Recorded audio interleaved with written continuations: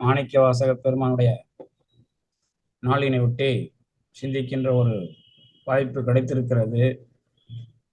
இந்த நன்னாளில் நாம் இங்கே மாணிக்கவாசகரை ஒட்டி சைவ மரபு அல்லது அருள் ஆளுகிற ஒரு செந்நெறியை இந்த மக்களுக்கு உரிமையாக்குகிற ஒரு நிலைப்பாடு என்பதிலே சிந்திக்க இருக்கிறோம். இன்றைய நாளில் 2 நிகழ்ச்சிகளை இணைத்திருக்கிறோம். ஒன்று, சைவ சித்தாந்த பெருமன்றத்தினுடைய தோற்றுவிக்கப்பெற்ற அல்லது தோற்றம் பெற்ற நாள் 7/7 என்று 1905 அமைந்த ஒரு நாள். அந்த நாளை அடிப்படையாக கொண்டு மன்றத்திலும் நாங்கள் வழிபாட்டினை அமைத்து மாணிக்கவாசகருடைய நாளை ஒட்டி அதை இந்த உலகத்தில் நாம் பகிர்ந்து கொள்ளலாம் என்பதாக இன்றைக்கு மதிப்பிற்குரிய பற்றிமாகரன் ஐயா அவர்கள் மூலமாகவும்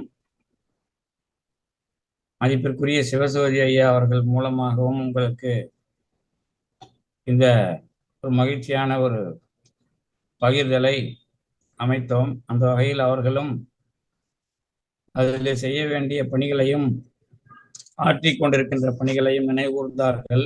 மாணிக்கவாசகரையும் சைவ சித்தாந்த பெருமன்றத்தினுடைய தோற்றத்தையும் வைத்து கண்டிப்பாக நாம் மக்களோடு உரையாட வேண்டும் என்கிற ஒரு நோக்கத்தில் இதை அமைத்தோம்.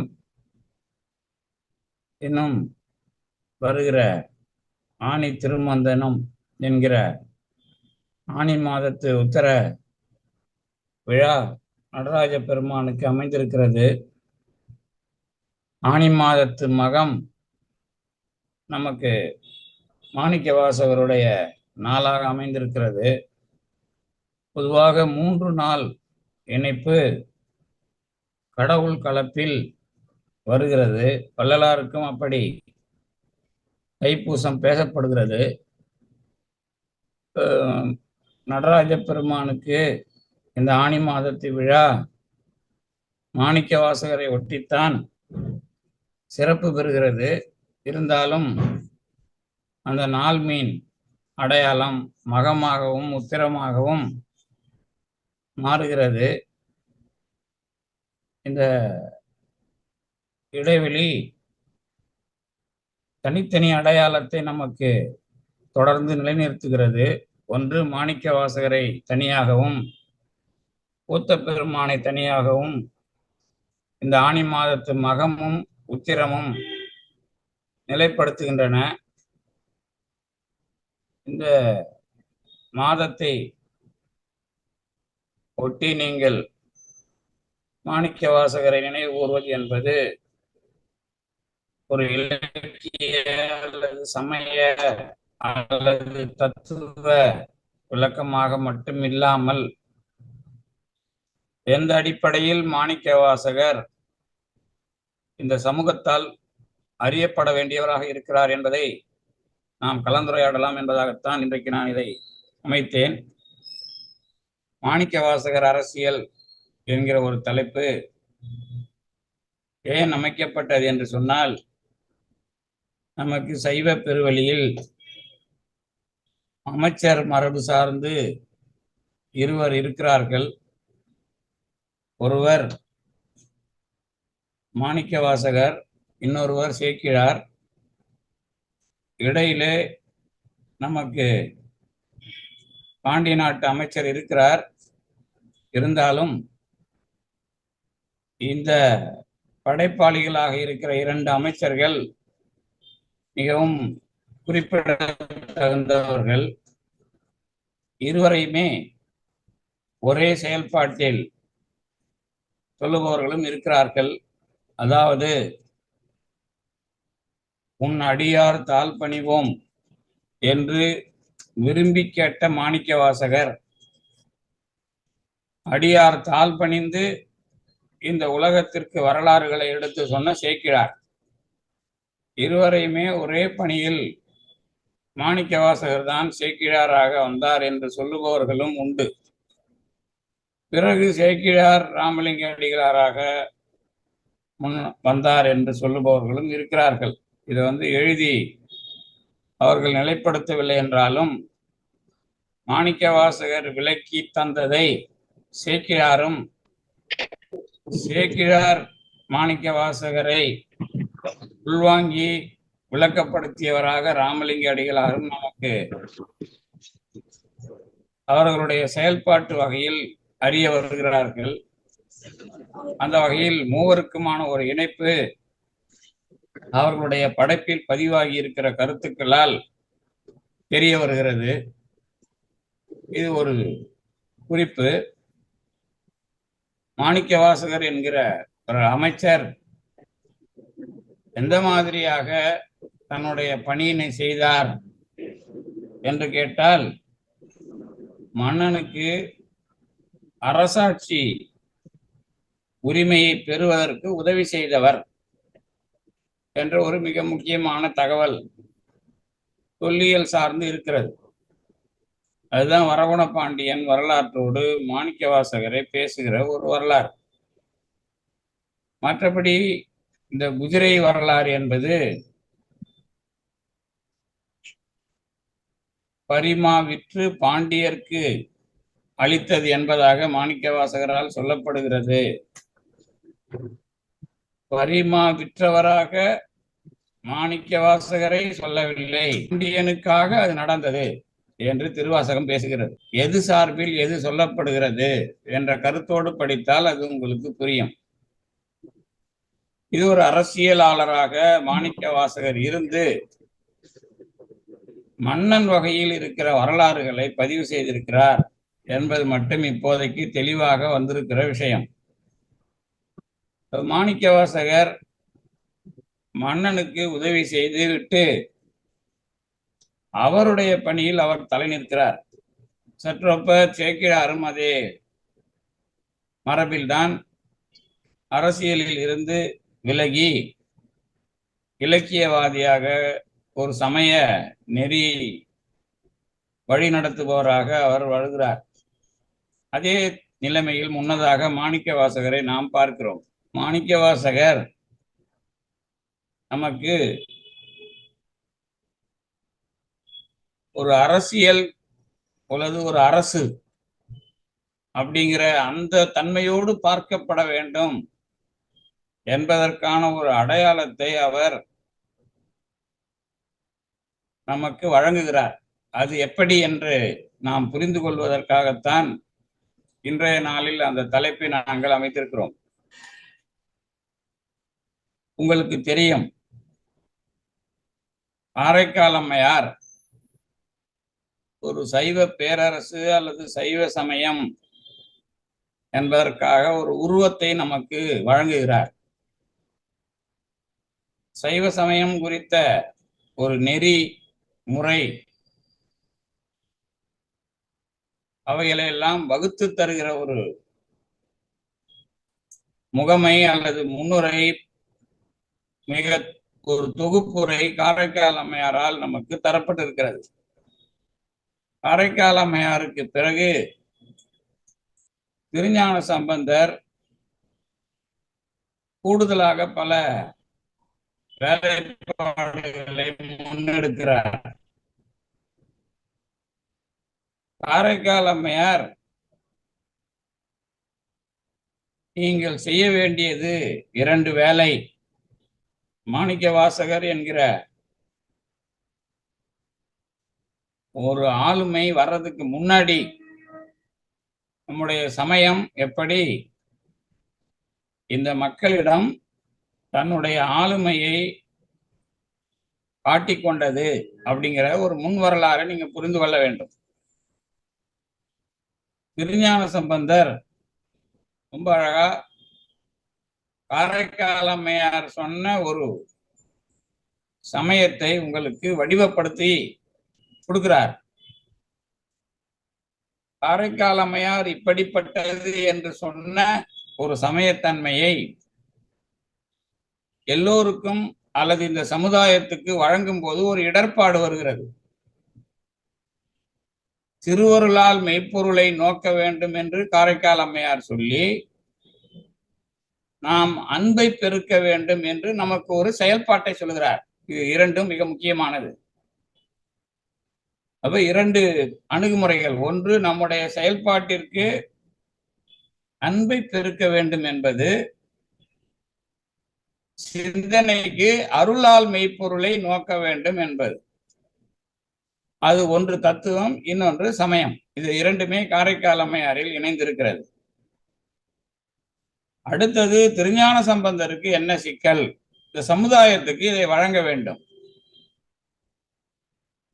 நாம சைவத்தை படிக்கிறவர்களுக்கு ஒரு சிக்கல் இருக்கிறது. சைவத்தை படிக்கும் பொழுதே இந்த அருளாளர்கள் செய்த வேலைத்தன்மைகளோடு கூட இந்தியாவில் இருக்கிற சமயப்போக்கு எப்படி சுட்டப்பட வேண்டும் என்பதை புரிந்து கொள்வதிலே இடர்பாடு இருக்கிறது. திருஞான சம்பந்தருக்கு முன் இந்தியாவில் வைதிகம் எப்படிப்பட்ட போக்கை கொண்டிருந்தது? வைதிகம் திருஞான சம்பந்தருக்கு முன்பு வரை சடங்கு போக்கோடுதான் தன்னை இந்த சமூகத்தில் ஊடாட வைத்துக் கொண்டிருந்தது. இப்பொழுது வைதிகத்தை நாம் எப்படி பார்க்க வேண்டும் என்ற ஒரு சிக்கல் திருஞான சம்பந்தருக்கு வருகிறது. இந்த சடங்கு தன்மையோடு கடவுள் என்கிற ஒரு சுட்டு, அது வைதிகத்தினால் வேள்வி செய்பவர்களுக்கு ஒரு கட்டாயமான ஒரு தேவையாக வந்துவிட்டது. அதை நீங்க மிக தெளிவாக புரிந்து கொள்ள வேண்டும். என்ன அப்படின்னா, தொடக்க காலத்தில் அவர்கள் வேள்வி செய்வதற்கு அடையாளப்படுத்திய, வாங்கி கொடுப்பதற்கு சொல்லப்பட்ட கடவுள் நிறைய. அப்படி கடவுளின் பெயர்களை சொல்லி கடவுளிடமிருந்து வாங்கி கொடுக்கிறோம் என்பதாக வேள்வி சடங்கு நிகழ்த்தப்படுகிறது. என்னென்ன தேவைகள் இருக்கிறதோ அதற்கெல்லாம் கடவுளர்களுடைய பெயர்கள் பலவாக இருக்கின்றன. இதெல்லாம் ரிக்வேதம் தொடங்கி நீங்க பார்க்கலாம். இப்போ இந்த பல கடவுளர்களையும் ஒரு குடைக்கீழே கொண்டு வர்ற வேலையை கொண்டு வருவதற்கு ஒரு வாய்ப்பு காரைக்கால் அம்மையாரால் தடப்படுகிறது. அதுக்கு முன்னாடி அந்த கடவுள் சடங்குக்கான கடவுளாக பேசப்பட்டார். சமஸ்கிருத மரபில் வைதிகம், வேள்வி இதுல சடங்குக்கான கடவுளாக பேசப்பட்டு, நீ எங்களுக்கு மங்களம் தர வேண்டும், எங்களை துன்பப்படுத்தக்கூடாது என்கிற பொருளில் துன்பப்படுத்துகிறவனாக உருத்திரன் அல்லது ருத்ரன், அவன் துன்பப்படுத்துவதிலிருந்து மாறி மங்களம் செய்பவனாக ஆனால் சிவன். இதுவரைக்கும் பெயர் அடையாளம் சடங்கை மேற்கொண்ட வைதிகத்திற்கு ஒரு நிலைப்படுவதற்கு அது பயன்பட்டது. அதிலேயும் சிக்கல் வருகிறது. சிவபெருமானுக்கு வேள்வியினுடைய பங்கை கொடுக்கலாமா வேண்டாமா, தலைமை கொடுக்கலாமா வேண்டாமா என்கிற சிக்கல் வரும்போதுதான், அது இல்லாமல் நான் வேள்வி செய்வேன் என்று தக்கன் சொன்னது இருக்கிறது. இது வைதிகத்தினுடைய சடங்குகளுடைய இறுதி கட்ட மோதல். அதுக்கும் முன்னாடி வைதிகத்தினுடைய சடங்கு சிவபெருமானிடம் மோதியது. அது எப்படி மோதியது அப்படின்னு கேட்டீங்கன்னா, அவங்கதான் தாருகாவனத்து முனிவர்கள் செய்த சடங்குகள். அந்த முனிவர்கள் தான் வேள்வி செய்து நிறைய வேலை சிவபெருமானுக்கு எதிராக செஞ்சாங்க. ஆனால் தக்க யாகம் வரும்போது கொஞ்சம் வைதிகத்தினுடைய பிரச்சனை எல்லாம் முடிவுக்கு வருது. சடங்குகளுடைய பிரச்சனை எல்லாம் முடிவுக்கு சிவபெருமானுக்கு தலைமை ஏற்கல அப்படின்னு சொன்னா, நீங்க எத்தனை பேர்லாம் வேள்வி செய்யறவங்களுக்கு கடவுளா இருந்தீங்களோ அத்தனை பேருக்கும் அடி விழும் அப்படின்னு சொல்லிட்டு நடக்குது. அதுதான் தக்க யாகம். அதுல உங்களுக்கு புரிந்து கொள்ளப்பட வேண்டிய சமயம் வீரசைவம். சைவத்திலேயே இந்த நிறைய கடவுள் வியாபாரத்தை எதிர்த்து தரைமட்டமாக்கியது தக்கையாக பரணி. இந்த தக்கையாக வேள்வி தான் அதுல நடக்குது. அதுதான் உங்களுக்கு சினிமாவில் காட்டுறது. அது என்ன அப்படின்னு கேட்டீங்கன்னா, சிவபெருமான் என்கிற ஒரு தலைமையின் கீழே நீங்க வைதிகம் வர வேண்டும் அப்படிங்கிற ஒரு வரலாறு. அப்ப திருஞான சம்பந்தருக்கு என்ன நெருக்கடி இருக்கிறது அப்படின்னு கேட்டீங்கன்னா, ஏற்கனவே சடங்குகள் செய்த வேள்வியை பௌத்தம் பார்த்து கேள்வி கேட்குது. நீ கேட்கிற எல்லாத்தையும் கொடுக்கறதுக்கு வேள்வி செஞ்சு வாங்கிக்கலான்னு கடவுளை வழிபாடுகிற ஒரு தன்மையை மேற்கொண்டிருக்கிற வைதிகனே, உன்னால அது முடியுமா? போன பிறப்புல செஞ்சதுதான் இந்த பிறப்புல உனக்கு கிடைக்குமே தவிர, நீ வேள்வி செஞ்சு எல்லாத்தையும் வாங்கிடலான்னு நினைக்கிற பாரு, அது நடக்காது அப்படிங்கறதுதான் பௌத்தத்தினுடைய மிகப்பெரிய கொள்கை. அதுலதான் பௌத்தம் வைதிகத்துக்கு எதிராக உங்க வாழ்க்கையில சடங்குக்கும் உங்களுக்கும் சம்பந்தம் இல்லை, அதெல்லாம் போய் நீங்க செஞ்சதுதான் உங்களுக்கு வரும். அதனாலதான் தீதும் நன்றும் பிறர் தர வாரான்னு தமிழ் இலக்கியத்துக்குள்ள இருக்குது. பௌத்தம் சொன்ன மாதிரியே தமிழ் இலக்கியத்துக்குள்ள நல்லது கெட்டதெல்லாம் நீங்க வேள்வி செய்யறதுனால வராது, உங்க செயல்பாட்டுல வரும், பிறர் தர வராது, உங்க செயல்பாட்டுக்குள்ள அது வரும். அதுதான் உங்களுக்கு பௌத்தம் பார்த்து வைதிகனை பார்த்து சொன்ன பதில். அப்போ பௌத்தம் சடங்கு அங்கங்க செஞ்சுக்கிட்டு இருக்கிறதுக்கு மாற்றாக பௌத்தம் ஒரு மிகப்பெரிய ஒரு நிறுவனமா வைதிகத்துக்கு எதிராக தன்னை கட்டமைத்துக் கொள்ளுகிறது. அப்படி கட்டமைத்துக் கொண்ட வரலாறு ஒரு பக்கம் இருக்கு. இன்னொரு பக்கம் ஒரு உடன்பாட்டுக்கு சிவனை தலைமையாக ஏற்றுக்கொள்ளலாம் அப்படின்னு வைதிகம் நிக்குது. பௌத்தத்துக்கு கடவுள் இல்லை, ஆனால் மனிதர்களுக்கான சிக்கல் பேசப்படுகிறது. வைதிகத்தில் கடவுள் இருப்பது போல இருக்கிறார். இப்பொழுது ஒரு கடவுள் முடிவுக்கு வந்திருக்கிறார்கள் சிவன் என்கிற பெயருக்கு. அத காரைக்கால் அம்மையார் தமிழ்ல சொல்லிட்டாங்க, சிவகதி உங்களுக்கு கிடைக்கும் அப்படின்னு காரைக்கால் அம்மையார் தான் முத பதிவு பண்றாங்க.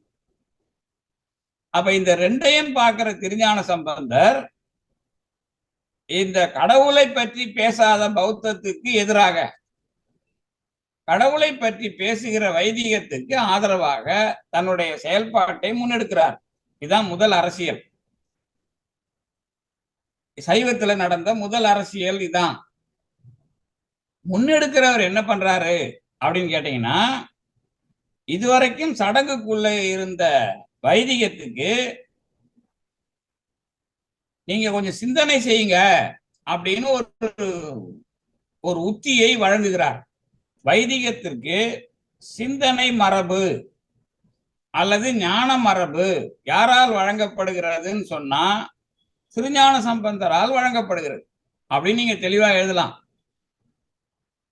ஏன் அப்படின்னு கேட்டீங்கன்னா, திருஞான சம்பந்தருக்கு பிறகு ஏறத்தாழ ஒரு 200 ஆண்டுகள் கழித்து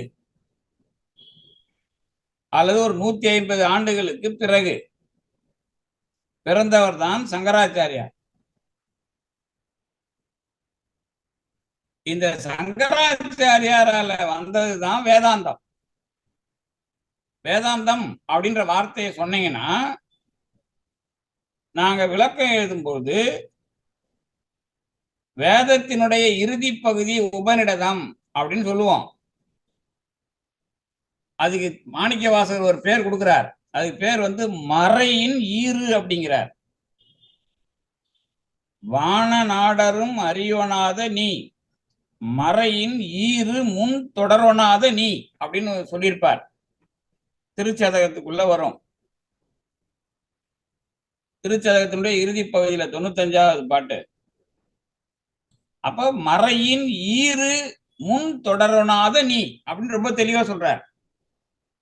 மறையின் ஈறு அப்படின்னா உபநிடதம், இன்றைக்கு சொல்லப்படுகிற வேதாந்தம். அது கடவுளை தொடர முடியாத ஒன்று அப்படின்னு அர்த்தம். உபநிடத்துக்கு பேரு தமிழ்ல மாணிக்கவாசகர் கொடுக்கறது மறையின் ஈறு.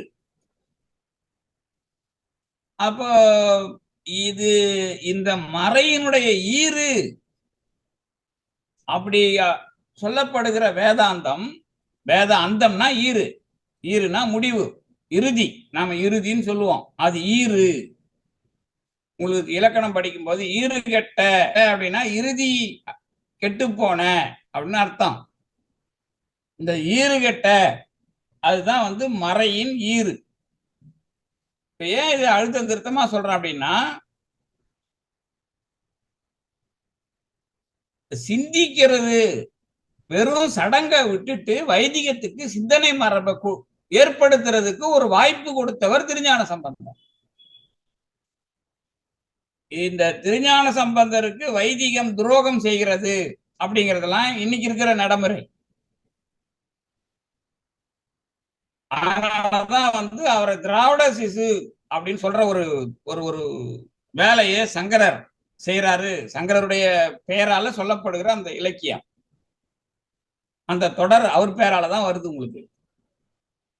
அப்போ ஒரு வரலாற்றுக்குள்ள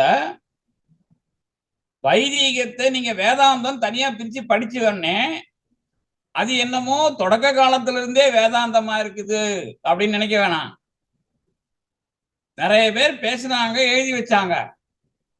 ஆனால் அதை ஒரு மெய்ப்பொருளியல் தன்மையில் சிந்திக்க வாய்ப்பு வழங்கியது திருஞான சம்பந்தர் அப்படின்னு வச்சீங்கன்னா தான் அந்த காலம் உங்களுக்கு புரியும். திருஞான சம்பந்தர் 6, 7ஆம் நூற்றாண்டு, சங்கராச்சாரியார் 9ஆம் நூற்றாண்டு, ஆதிசங்கரர் 9ஆம் நூற்றாண்டு. அப்ப இதுக்கு நடுவுல ஒரு 200 வருஷம் இருக்கு, 150 வருஷத்துக்கு குறையாம. அப்ப திருஞான சம்பந்தர் எப்படி அந்த வைதிகத்துக்கு சிந்திக்கிற ஒரு வாய்ப்பை, அல்லது சிந்திக்கணும் நீங்க அப்படின்னு ஒரு வேலை திட்டத்தை கொடுக்கிறார். அதுதான் திருவீழி மிழலையில அவர் செய்த உபகாரம், திருமறைக்காட்டுல அவர் செய்த உபகாரம். மாணிக்கவாசகர் அரசியலுக்கு முன்னாடி இந்த அரசியல் எங்கிருந்து ஆரம்பிச்சது அப்படிங்கறதுதான் இப்ப நான் சொல்றது. மாணிக்கவாசகர் அரசியல் வந்து திருஞான சம்பந்தர் தொடங்கி வச்சது தப்பா போனதுனால மாணிக்கவாசகருங்கிற ஒரு ஆளு போராட வேண்டியதா போச்சு. திருஞான சம்பந்தர் எந்த இடத்துல கொடுத்தாரு? திருமறைக்காடு, திருவீழி மிழலை. இதை நீங்க இந்த 2 ஊரையும் மறக்க கூடாது. இந்த 2 ஊர்ல நடந்த பிரச்சனை தான் இன்னைக்கும் தமிழர்களுக்கான ஒரு வாழ்வியல் பிரச்சனையாவே இருக்குது. திருவீழிமிழலையில திருஞான சம்பந்தர் சென்று பிராமணர்களோடையே தங்கியிருக்கிறார்.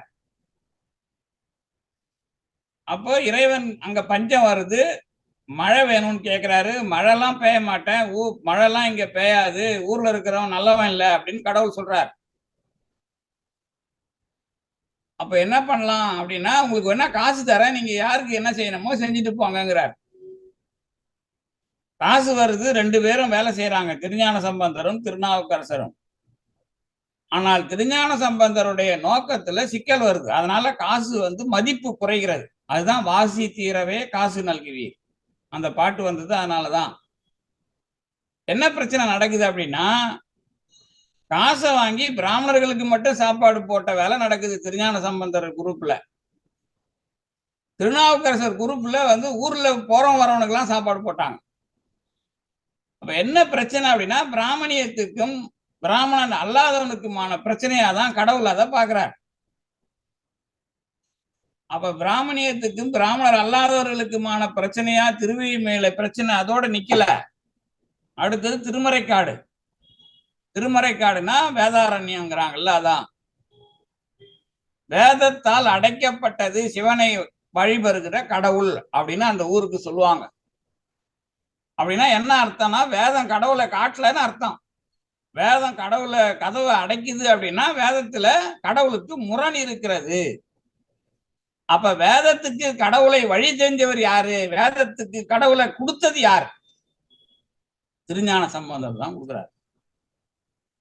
வேதத்தை உடைக்கிறது திருநாவுக்கரசர், வேதத்துக்கு கடவுளை கொடுத்தது திருஞான சம்பந்தர். அப்ப அதுக்கு பிறகுதான் சங்கராச்சாரியாருங்கிற ஒரு ஆள் வந்து கடவுள் இருக்குதுங்கிற மாதிரி இல்லைன்னு சொல்லிட்டு போறார். ஆதிசங்கரர் வந்து கடவுளை இருக்குன்னு சொன்னாரா இல்லைன்னு சொன்னாரான்னா கடவுள் இல்லைன்னு தான் சொல்ல வர்றார். அது இருக்குதுன்னு சொல்லல. இருக்குதுன்னு சொல்லலைன்னா நீ என்ன அடிச்சு கேட்டாலும் எதுவும் சொல்லாத அப்படின்னு சொல்லுவான் ஒரு படத்துல. நீ எவ்வளவு அடிச்சு கேட்டாலும் நான் சொன்னதை சொல்லாத, நான் என்ன சொன்னேன்னு சொல்லாதம்பா. நீ சொன்னாதானப்பா நான் சொல்றது, நீ என்ன பண்ணாலும் சொல்லாதன்னுவான். அந்த மாதிரி இருக்குன்னு சொல்லாத ஒரு ஆளுமை சங்கராச்சாரியோட ஆளுமை. அதனால அவர் என்ன பண்ணாருன்னா அதுக்கு ஒரு வாதம் இருக்குது. அநிர்வச்சனீய கியாதின்னு பேரு. சொல்ல முடியாது அப்படின்னு அர்த்தம். அநிர்வச்சனம் அப்படின்னா சொல்ல முடியாது. இருக்குதா இல்லையான்னு கேட்டா சொல்ல முடியாது அப்படிங்கிற பதில் சங்கர வேதாந்தத்துல இருக்குது. அது உங்களுக்கு தெரியாது. கேட்டா சங்கரர் 6 கோயிலையும் சேர்த்துட்டு போனாரும்பாங்க. அவருக்கு கடவுள் கிடையாது. இன்னும் நீங்க தத்துவம் படிக்கிறவங்களா இருந்தா இன்னொரு உண்மை ஒண்ணு இருக்கு. என்ன உண்மை அப்படின்னு கேட்டீங்கன்னா, கடவுள் இல்லை என்று வேதத்துக்கு எதிராக பேசியவர் புத்தர். வேதத்தை வைத்துக்கொண்டு அதே பௌத்தம் பேசியவர் சங்கரர். அப்படின்னா என்ன அப்படின்னு கேட்டீங்கன்னா, அது பௌத்தம் பேசின விஷயத்தையே வேதத்தை வச்சுக்கிட்டு பேசணும், வேதத்துக்கு எதிராக பேசக்கூடாது. அதனாலதான் சங்கரருக்கு பிரசன்ன பௌத்தர்னு பேரு. பிரசன்ன பௌத்தர். புத்தர் மறுபடியும் அவதாரம் பண்ணிட்டார் சங்கரர் வடிவத்துல அப்படின்னு அதுக்கு பொருள். அப்ப உங்களுக்கு அந்த பிரச்சனை தெரியாது. சரி, இதுல என்ன இப்ப வந்து சைவம் வந்து திருஞான சம்பந்தரால் சமஸ்கிருதத்திற்கு ஒரு வழியை காட்டுகிறது. ஆனால் சமஸ்கிருதம் ஒரு அரசியலை முன்னெடுக்கிறது ஆதிசங்கரருடைய அவதாரத்தினால. அது திருஞான சம்பந்தர் நல்லதுதான் பண்ணி செய்யறாரு. இருந்தாலும் ஆதிசங்கரர் என்பவர் என்ன பண்றாருன்னா, அவர் வழி வந்தவங்களுக்கு தான் ஸ்மார்த்த பிராமணர்கள்னு பேரு. ஸ்மார்த்த பிராமணர்கள் அப்படின்னு பேரு. சிவாச்சாரியார் வேற, ஐயங்கார் வேற, ஸ்மார்த்த பிராமணர்கள் வேற, நம்பூதிரி வேற, போத்திஸ் வேற, இப்படிலாம் உங்களுக்கு பட்டியல் போடுவாங்க. அதுல ஸ்மார்த்தர் அப்படின்னா பொது. ஐயங்கார் வேற, மற்றவங்க எல்லாம் ஸ்மார்த்தர் குரூப்புக்கு வந்துருவாங்க. ஏன்னா இன்னைக்கு எல்லாருமே அப்படிதான் இருக்கிறாங்க. விஷ்ணு கோயில் சார்ந்தவர்கள் மட்டும்தான் தங்களை தனி பிராமணர்களா வச்சுக்கிறாங்க. மற்றவங்க எல்லாம் கூட்டணி சேர்ந்துருவாங்க, சிவாச்சாரியார் உட்பட. பிரச்சனைனா அதான் இன்னைக்கு நிலவரம். ஆனா அன்னைக்கு பிரிச்சு பிரிச்சு அதை வைக்கிறாங்க. எதுக்குன்னா உங்களுக்கு சமூக நிலவரத்தை புரிஞ்சுக்கிறதுக்காக நான் தெளிவா அதை சொல்றேன். இப்ப வந்து திருஞான சம்பந்தர் அந்த பிராமணர்களுக்கு வேதத்துல அறிவை பார்ப்பதற்கான ஒரு வழியை அல்லது சிந்தனையை செலுத்துவதற்கான ஒரு வழியை சடங்கை கடந்து நீங்கள் செயல்பட வேண்டும் சொன்னது என்னவாச்சுன்னு கேட்டீங்கன்னா, அது தவறான பாதைக்கு வழிவகுத்துருது. என்ன தவறான பாதை அப்படின்னு கேட்டீங்கன்னா, வைதீகத்துக்குள்ள சடங்கு அப்படிங்கிற ஒரு விஷயம் இப்ப என்னவா மாறுது. முன்னவாவது நீங்க காசு கொடுத்தா உங்களுக்கு நல்லது நடக்கிறதுக்கு வேள்வி நடக்கும், காசுக்கு ஏத்த மாதிரி நடக்கும். இப்ப அப்படி இல்ல. பிராமணன் என்கிறவன் உயர்ந்தவன் அப்படிங்கிற விஷயத்தை நிலைநிறுத்துற விஷயம் மாறுது. இப்போ அதான் இப்ப அதுக்கப்புறம் நடந்தது. அதை நிலைநிறுத்துறதுல சங்கராச்சாரியாருக்கு ஒரு மிகப்பெரிய பங்கு உண்டு. அதுலதான் இவங்களுக்கு எல்லாம் என்ன ஒரு மேற்கோள், ஒரு ஸ்லோகம் என்ன வருதுன்னு கேட்டீங்கன்னா, பிராமணனாய் பிறந்தால்தான் பிரம்ம ஞானம் அடைய முடியும் அப்படின்னு எழுதுற ஒரு விஷயம் வருது எல்லாருக்கும். கடவுளை அடையிறதுனாலே நீங்க பிராமணனா பிறக்கணும் அப்படிங்கிற ஒரு விஷயம் வருது. அப்போ ஒரு சமஸ்கிருத மரபுல 9ஆம் நூற்றாண்டுல சங்கராச்சாரியார் வந்து கடவுள் என்பவரை நேரடியாக சொல்லாமல் சமய ரீதியாக இந்த மக்களை நிர்வாகம் செய்யற ஒரு வேலையை கையில் எடுக்கிறார். அப்பதான் அன்னைக்கு இருந்த கோயில் எண்ணிக்கையில சிவன், முருகன், விஷ்ணு, கணபதி, சூரியன் இவங்களுக்கெல்லாம் இருந்த எல்லா கோயிலையும் அவர் நிர்வாகம் பண்றதுக்கு வழி பண்றார். இதுக்கு பேர் தான் அவர் சன்மத ஸ்தாபகர்னு பேர் வாங்கினார். இந்த 6 மதங்களை அவர் உருவாக்கல. 6 மதம் அவர் சொன்னது எதுனா, கடவுள் சிவன், முருகன், சக்தி, கணபதி, சூரியன், இவங்கெல்லாம் விஷ்ணு இவங்களோட சேர்த்து. அப்ப இந்த 6 பேருக்குமா இந்தியா முழுக்க இருந்த கோயில நிர்வாகம் பண்றதுக்கு அவர் பிராமணர்களை கட்டமைக்கும் போது அதுல ஒரு இணைப்பு கொடுக்கிறார். அதனால அவருக்கு சன்மத ஸ்தாபகர்னு பேர். அப்ப உருவானதுதான் இந்து அப்படிங்கிற ஒரு பேருடைய கட்டமைப்பு. 6 மதத்துக்குள்ளேயும் வேறுபாடு கிடையாதுன்னா என்ன அர்த்தம் கேட்டீங்கன்னா, அதுக்கு ஒரு கொள்கை கிடையாது. இப்ப அதுக்கு ஒரு கொள்கை கிடையாது அப்படின்னா என்ன அப்படின்னு கேட்டீங்கன்னா, சைவம் நாம இன்னைக்கு பேசினா நமக்கு ஒரு பிலாசபி இருக்கு, அல்லது தத்துவம் இருக்கிறது, அல்லது மெய்ப்பொருளியல் இருக்கிறது. இந்த சமயத்துக்கு பக்தி நெறி இருக்கிறது. ஆனா சங்கரர் சொல்றாரு பாருங்க, சைவம்னு அதுக்கு பக்தி நெறி தத்துவம்லாம் கிடையாது. சிவன் என்கிற கடவுளை வழிபடுறது. அப்ப சிவன் என்கிற ஒரு கோயில் இருந்துட்டா போதும் உங்களுக்கு. அதுல சைவம்லாம் கிடையாது. திருநீர் போட்டுக்கலாம். அது சங்கரருடைய சன்மதத்துல அது ஒண்ணு. அதே மாதிரி வைணவம் பட்டாச்சாரியார் இருக்கிறாங்கன்னு வச்சுங்களேன். இப்ப ஒரு பார்த்தசாரதி கோயில் இருக்குன்னா ஐயங்கார் கண்ட்ரோல்ல இருக்கும். காஞ்சிபுரம் இருக்கு அப்படின்னா தென்கலையா வடகலையான்னு சண்டை போட்டுக்கலாம். ஆனா அது அந்த ஸ்மார்த்தர் அல்லாத பிராமணர்கள் நிர்வாகத்துலதான் அது இருக்கும். அதுவும் சங்கரரை பொறுத்த வரைக்கும் என்ன அப்படின்னு கேட்டீங்கன்னா, அவருக்கு அந்த வைணவங்கிறது கொள்கை கிடையாது. அங்க இருக்கிற விஷ்ணு அவருக்கு கடவுள்.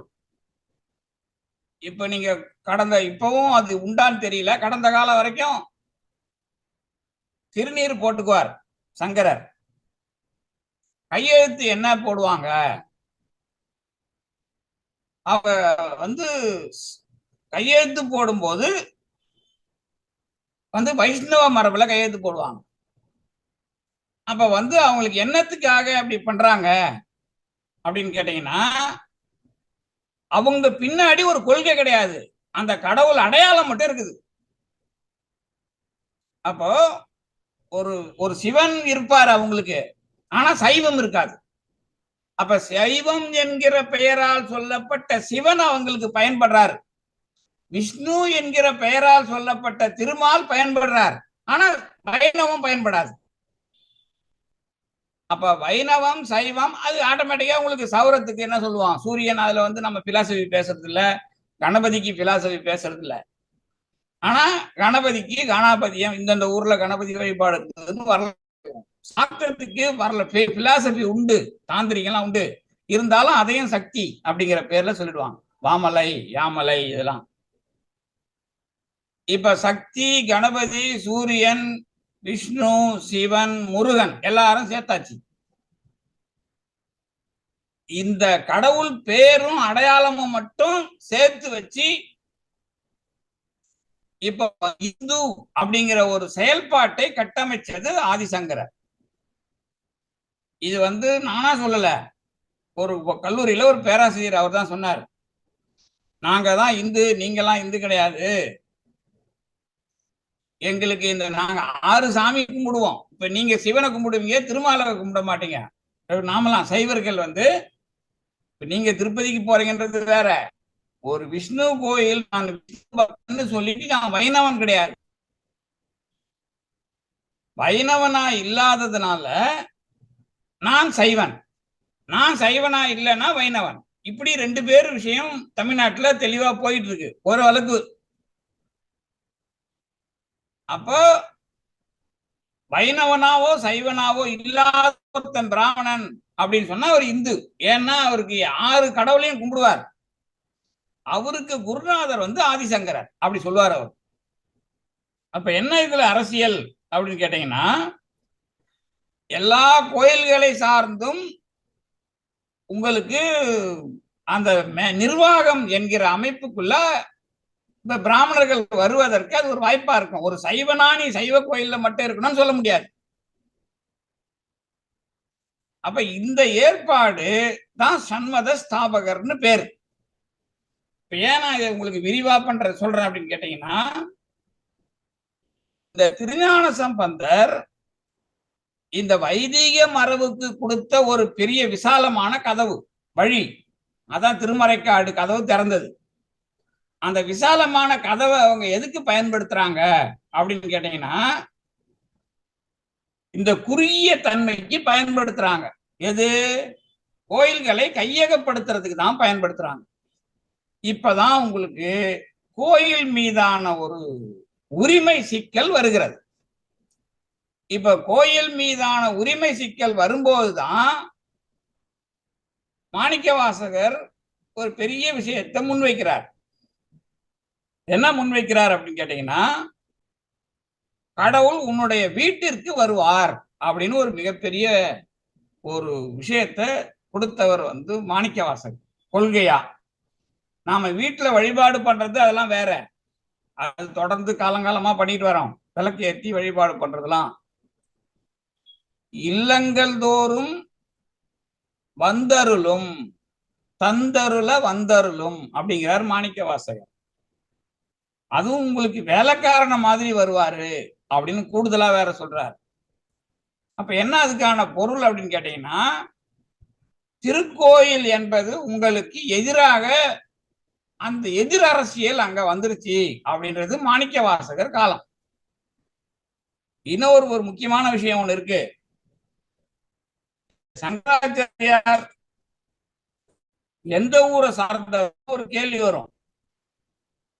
அந்த கேள்வி வரும்போது அவர் பிறந்த காலம் ஒரு பெரிய கேள்வி, சங்கரர் ஜனன காலம் வந்து ஒரு மிகப்பெரிய ஆராய்ச்சி. அதுல முடிவுக்கு வந்து 9ஆம் நூற்றாண்டுலாம் தெளிவா சொல்லிட்டாங்க. பிசி 500 சொல்லி, அதாவது பிசி 6ல சொல்லி, அதுக்கப்புறம் முடிவா ஏடி 805ன்னு முடிவு பண்ணி அதை வந்து இன்னும் கொஞ்சம் தெளிவா நம்ம சொல்லிடலாம் அப்படின்னு சொல்லிட்டு 788ல இருந்து 820 வரைக்கும் சொல்லலாம் அப்படின்னு ஒரு ஒரு ஒரு ஒரு விளக்கம் வந்து பிராமண பத்திரிகை பிராமணர்களுடைய சார்ந்த ஒரு பத்திரிகையில வந்திருக்குது. அது ஒரு நீண்ட கட்டுரைகள், அதெல்லாம் தொகுத்து நாங்க ஒரு நூல் போட்டுக்கிறோம். சென்னை சைவ சித்தாந்த பெருமன்றம் சார்பா வெளியிட்டிருக்கிறோம். அதுல நீங்க பார்க்கலாம். இது போக ஆதிசங்கரர் அவதரித்த இடம், அது ஒரு வரலாற்றுல நிறைய பிரச்சனை இருக்குது. அதுல காஷ்மீரா சிதம்பரமா அப்படின்லாம் சிக்கல் வந்து காலடியை வச்சுக்கலாம் அப்படின்னு முடிவுக்கு வந்திருக்கிறாங்க. இன்னும் அதிகப்படியா போய் சங்கரர்னு ஒரு ஆளே பிறகல, ஆனா அது ஒரு செட்டப் அப்படின்னு சொல்றவங்க எல்லாம் இருக்கிறாங்க. அது தனி, அது நம்ம அந்த இடத்துக்கு போகல. ஏன்னா அவர் பேரால நிறைய வேலை நடந்திருக்குது. அவர் 3 ஊர்ல சிதம்பரமா காஷ்மீரா காலடியா அப்படிங்கிறது பெரும்போட்டி. இன்னும் நிறைய ஊரை சொல்லுவாங்க. அதுல காலடியில வந்து நிக்கிறாரு. இப்ப எதுக்கு சங்கரரை நான் அப்படி சொல்றேன் அப்படின்னு கேட்டீங்கன்னா, ஆதிசங்கரர் சிதம்பரத்தில் அவதாரம் செய்தார் அப்படிங்கிறத சொன்னது யாரு அப்படின்னு கேட்டீங்கன்னா, ஆனந்தகிரி எழுதின சங்கர விஜயம். அது ஒரு முக்கியமான ஒரு பாட்டு. அதுக்கப்புறம் கோவிந்தாச்சாரியார் சங்கராச்சாரியார் சரிதம் எழுதினதுலதான் காலடிங்கிறது. இதுக்கும் முன்னாடி அவர் வந்து காஷ்மீர்ல பிறந்தார் அப்படிங்கிறது ஒரு கதை. அந்த கதை வந்து உங்களுக்கு ஸ்ரீநகர் சார்ந்து சங்கர பர்வதத்துல இருக்குது அப்படிங்கிற மாதிரி அதுக்கு ஒரு வரலாறு இருக்கிறான். ஏன் இதுக்கு இவ்வளோ கூடுதலா நான் தகவலை சொல்றேன் அப்படின்னு கேட்டீங்கன்னா, இந்த சங்கரர் வந்த பிறகுதான் உங்களுக்கு தமிழகத்தினுடைய பக்தி நெறி தலைகீழான பிரச்சனைகளை எதிர்கொள்கிறது. அதுக்கு காரணம் தெரிஞ்சோ தெரியாமலோ திருஞான சம்பந்தர் காரணமாயிடுறார். திருஞான சம்பந்தர் நினைச்சது நல்ல வழிதான். வேதத்துக்கு நாம புத்தி சொல்லி வேதத்தையும் நாம சொல்ற மாதிரி நம்ம வழிக்கு வந்தா இந்தியாவுக்கே நல்லதுன்னு அவர் நினைக்கிறார். யாரு? திருஞான சம்பந்தர். ஆனா நினைச்சது ஒண்ணு, நடந்தது ஒண்ணு. எப்பயுமே கடவுளாக நினைச்சாலும் உயிரோடு இருக்கிற மனுஷனை திருத்த முடியாது. செத்தவனை வேணா கடவுள் எழுப்பலாம், ஏன்னா அவன் என்னை எழுப்பாதுன்னு சொல்ல முடியாது. உயிரோடு இருக்கிறவனை கடவுளால எழுப்பவே முடியாது, ஏன்னா கடவுளுக்கு அந்த உரிமை கிடையாது. ஏன்னா உயிரோடு இருக்கிறவன் நினைச்சதை தாண்டி அவரால் ஒன்றும் பண்ண முடியாது. கடவுளால் முடியாததுல அது முக்கியமான ஒண்ணு. செத்தவனை எழுப்பலாம், ஏன்னா அவன் உடம்பை பயன்படுத்தல, அவர் எழுப்பிட்டு போலாம். அதுதான் எளிமையானது கடவுளால. உயிரோட வாழறவனை திருத்த கடவுளால முடியுமான்னா கண்டிப்பா வாய்ப்பு. அவரால் நேரா திருத்த முடியாது. அவர் அந்த சப்பக்கட்டு கட்டணும், அதாவது சுச்சுவேஷனை கிரியேட் பண்ணணும். அதெல்லாம் அவர் செஞ்சாதான் இவனா திருந்தனா உண்டு, திருந்தலைனா இல்லை. அதுவும் அதையும் ஞாபகத்துல வச்சுங்க. அதெல்லாம் கடவுள் அங்க அவர் ஃபெயில் ஆகிறது இல்லை, அவர் தொடர்ந்து செய்யறதுல வள்ளலா இருக்கிறார். அதனால வள்ளலா இல்ல தோத்து போயிட்டாரான்னு கேட்டா வள்ளல் தான் கடவுள். அவர் தோத்துலாம் போல, ஏன்னா அவர் அந்த கொள்கையை வச்சிருக்கிறார், எவ்வளவு கேட்டாலும் நீங்க கொடுப்பேன் அப்படின்னு சொல்லிட்டு. அதனால ஒன்றும் அவருக்கு இழப்புலாம் ஒன்றும் கிடையாது. அதனால நீங்க கடவுள் பெரியவர் ஆயிடுறார். அதனால அவர் சின்னத்தனமா இல்லை. நமக்கு என்ன அப்படின்னு கேட்டீங்கன்னா, அப்ப இந்த சங்கரரை புரிந்து கொள்ளுவதில் உங்களுக்கு மிக மிக மிக என்ன தேவைப்படுது? கவனம் தேவைப்படுகிறது. இப்ப நீங்களாம் உலகம் முழுக்க இதுல சேர்ந்துருக்கிறீங்க. எனக்கு உலகம் முழுக்க ஒரு கெட்ட பேர் இருக்குது, சரவணன் சார் சங்கராச்சாரிய திட்டாருன்னு. சங்கராச்சாரியார்னா பக்கத்து வீட்டியா இருக்கிறார், எனக்கு வாடகை வீட்டிலயா இருக்கிறாரு? இல்ல, சங்கராச்சாரியார் அப்படிங்கிறவரு மாணிக்க வாசகருடைய பாத்திரத்தினால் எனக்கு உணரப்படுகிறார். திருஞான சம்பந்தர் திருநாவுக்கரசர் எல்லாம் சிக்கல் இல்லை உங்களுக்கு. திருஞான சம்பந்தர் அவர் நினைச்சதுதான் சிக்கலா போச்சு. இப்ப திருஞான சம்பந்தர் அவர் பெரிய வேலை செய்யறாரு. உண்மையிலேயே அவர் என்ன சொல்றாருன்னா, கடைசியில கூட திட்டாம போறார். என் வார்த்தையை தொண்டர்கள் சூடவில்லை அப்படிங்கிறார். பிராமணர்களுக்கு அவர் அங்க தொண்டருங்கிறார். என் கூட இருக்கிறாங்க, என்னை அரவணைச்சிக்கிட்டாங்க, ஆனா என்னுடைய வார்த்தையை அவங்க பின்பற்றல அப்படிங்கிறார். கடைசி காலத்துல கொடுக்குற வாக்கு மூலம் அது. எங்க திருமண நல்லூர்ல அதுக்காக கண்ணீர் விடுறார். நாம என்ன நினைச்சோம்? இந்த வைதீக மரபுல நாம கடவுளை அனுபவிக்கிறதுக்கு அவங்களுக்கு எவ்வளவோ வேலை பார்த்தோமே, அதான் திருமறைக்காடு கதவு திறந்தது, வேற ஒண்ணும் இல்ல. திருமறைக்காடு கதவு திறந்ததுன்னா வேதத்துக்கு வழி சொன்னார். நீங்க ஏதோ சின்னத்தனமா நினைக்க கூடாது. இதெல்லாம் சின்ன பிள்ளை பெரிய வேலை செஞ்சிருக்குது. என்ன அவ்வளவு பெரிய வேலை செஞ்சதுனால நீங்க என்ன ஆச்சு? இன்னைக்கு அயக்கத்துல மறைச்ச மாதிரி ஆயிப்போச்சு. அப்ப உங்களுக்கு திருஞான சம்பந்தர் செய்த கணபரிமாணம் உங்களுக்கு மிகப்பெரிய வேலை. அது என்னன்னா, அது அவரு காலத்துல திருஞான சம்பந்தருக்கும் திருநாவுக்கரசருக்கும் சண்டை மூட்டி விட்டாங்களே, அன்னைக்கே சண்டை நடந்துச்சு.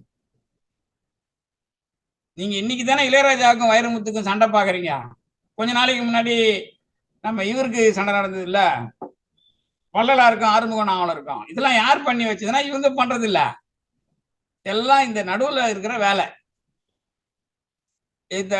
அதனாலதான் தொடர்ந்து அதை நிலைப்படுத்துவாங்க. நீங்க ரெண்டு பேரும் சண்டை போட்டுக்கிறத சொன்னாக்கா சண்டை போட வச்சது யாருன்றது தெரியாது உலகத்துக்கு. சண்டை போட வச்சது யாரு அப்படிங்கறதுதான் முக்கியம். அப்ப திருஞான சம்பந்தர் திருநாவுக்கரசர் என்ன நடந்ததுன்னு கேக்குறீங்களா? அன்னைக்கு ராத்திரி திருநாவுக்கரசர் தூங்கல. என்னப்பா, திருஞான சம்பந்தர் ஒரு பாட்டிலேயே மூடிட்டு நான் இத்தனை பாட்டு பாடின பிறகுதான் திறந்ததுன்னு ஒரு விஷயத்த அதுல எழுதுறாங்கல்ல, அது அவருக்கு உறுத்துதுன்னா ராத்திரி தூங்காம கிளம்பி போயிடுறார் திருவாய்மூருக்கு. கொஞ்சம் இரவு கண்வீழ்ச்சி பாக்குறாரு திருஞான சம்பந்தர், அப்புறம் காணோம். அவர் தேடிக்கிட்டு பின்னாடியே ஓடி வர்றார். வந்தா திருவாய்மூர். அப்பதான் எங்க போன அப்படின்னு கடவுளை பார்த்து கேக்குறாங்க ரெண்டு பேரும். அப்பதான் இவர் காட்ட அவர் காண அப்படின்னு அதைத்தான் நீங்க கடவுளோட வடிவம் அப்பதான் பாடுவாங்க. ரெண்டு பேரும் சேர்ந்து பாடுற பாட்டெல்லாம் பார்த்தீங்கன்னா கடவுளோட உருவத்தை உங்களுக்கு காட்டுவாங்க. நீங்க பாக்குறது இல்ல, அது அவங்க பார்த்தது. யாரு? திருநாவுக்கரசரும் திருஞான சம்பந்தரும். அவங்க பார்த்தது அது வரைக்கும் வேதத்துக்கு தெரியாது. வேதத்துல இப்ப பாத்தீங்கன்னா நாம் அதுக்கு கதைலாம் எழுதுவோம். சமணத்தில் இருந்த திருநாவுக்கரசர் தொண்டு செய்து அந்த கதவை திறப்பதற்கு நிறைய பாடுபட்டார், தொண்டு தான் தேவைப்படுதெல்லாம் எழுதுவோம்.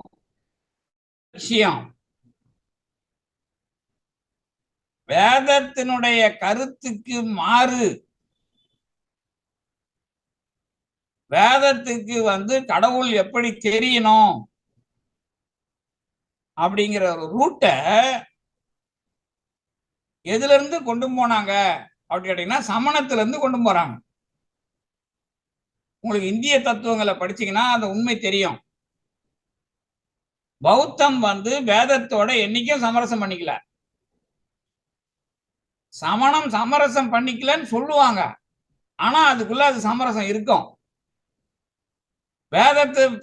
பௌத்தத்தை நிலைநாட்டிய தர்மகீர்த்திலாம் வேதத்தை நித்தியமானதுன்னு சொன்னா உன்னை உனக்கு என்ன அறிவு இருக்குதான்னு கேட்பாங்க. புரியுதா உங்களுக்கு? அந்த மாதிரி கடுமையான வார்த்தைகள் எல்லாம் கேட்டிருக்கிறாங்க.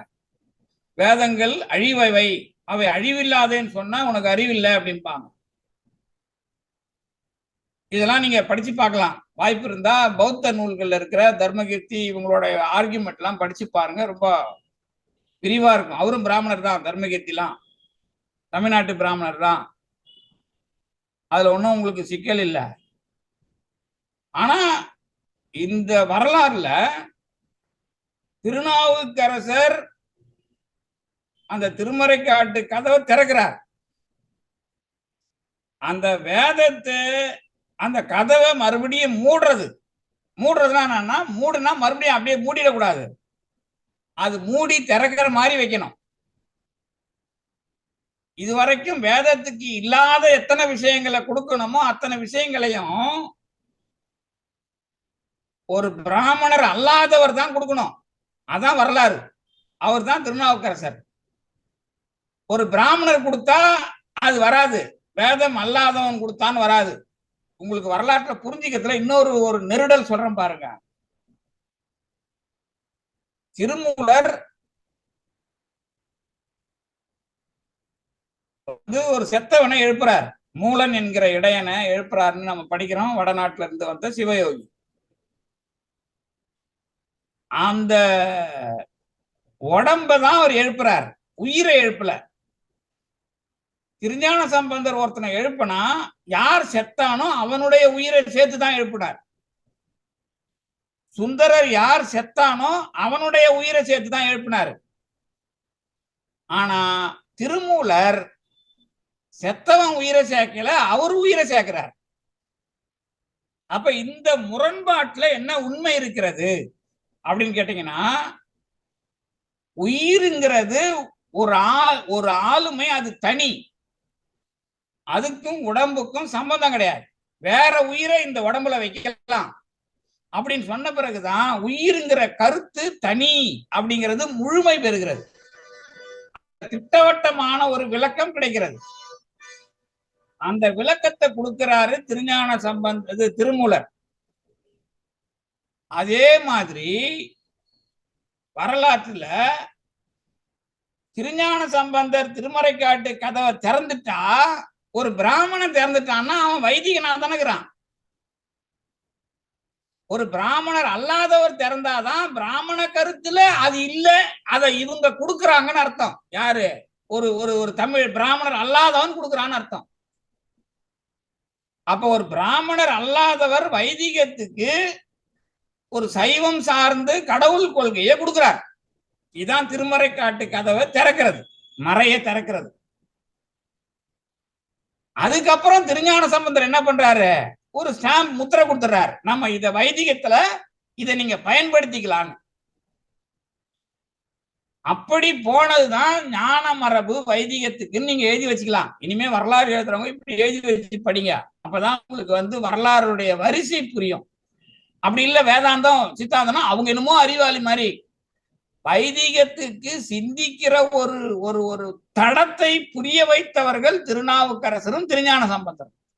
அது புரிஞ்சும் அவங்களுக்கு புரியாது. அது எப்படி புரியுது எனக்குன்னு கேக்குறீங்களா? திருவாரூர்ல ஒரு அந்தனர் பிராமணர் இருந்தார். திருவாரூருக்கு பக்கத்து ஊர் தான் அவரு. அவர் திருவாரூருக்கு வராரு.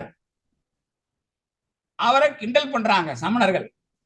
தண்ணி ஊத்தி விளக்கேறி, நீ உங்க கடவுள் தான் நெருப்புல இருக்கிறாருல்ல, நீங்க விளக்கெரிக்கணும்னு சொல்ற, அவர் தான் நெருப்பு வச்சுக்கிறாரு, அவருக்கு எதுக்கு விளக்கெரிக்கிற? நீ தண்ணி ஊத்து, அப்பதான் விளக்கு அமைஞ்சிரும், நின்று போயிடும்ல, அதுக்காக தண்ணி ஊத்துங்கிறாங்க. அவர் என்ன பண்றாரு, தண்ணி ஊத்துறாரு, எரியாம இருந்த விளக்கு எரியுது. அவருக்கு பேர் தான் நம்மி நந்தி. அவரு திருவிழாவில், திருவாரூர் வசந்த விழாவில் தேர் திருவிழாவில் கலந்துக்கிறார். வீட்டுக்கு போயிட்டு உள்ள போல மனைவிட்ட தண்ணி எடுத்து வைக்க சொல்றாரு குளிக்கிறதுக்கு. ஏன் குளிக்கணும்னா தீட்டுப்பட்டுடுதுமா, நான் தீட்டு குளிச்சுட்டு தான் உள்ள பூஜை பண்ணணுங்கிறார். அந்த நேரத்துல தண்ணி ஏற்பாடு பண்றதுக்குள்ள தூங்கிடுறாரு. அப்பதான் கடவுள் சொல்றாரு, திருவாரூர் பிறந்தவனும் நானும் ஒண்ணுதான். ஆரூர்னா என்ன தெரியல உங்களுக்கு? ஆரூர்னா இந்த திருவாரூர்ல